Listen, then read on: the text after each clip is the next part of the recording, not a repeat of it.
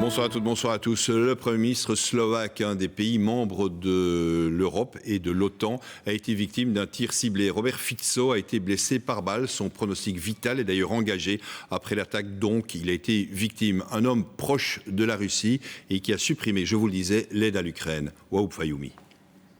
Ce sont les premières secondes qui ont suivi la fusillade.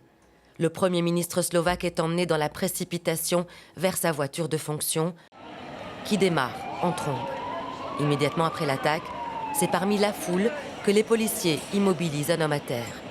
Il se trouvait parmi ses habitants, venus écouter Robert Fico. Cette femme, elle, a tout vu.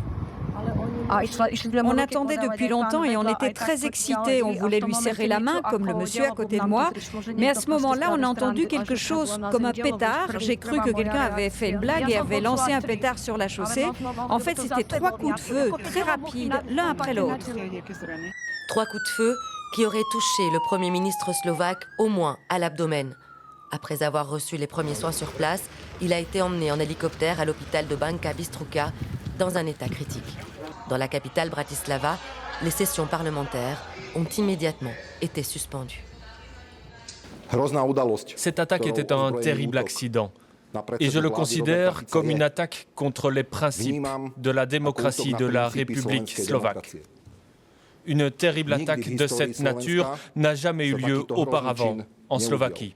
Quelques minutes avant la fusillade, Roberto Fico donnait une conférence dans la ville de Hadlova, au centre du pays. Nationaliste et populiste, il était revenu à la politique et surtout au pouvoir en octobre dernier. Vous pouvez envoyer toutes les armes du monde en Ukraine.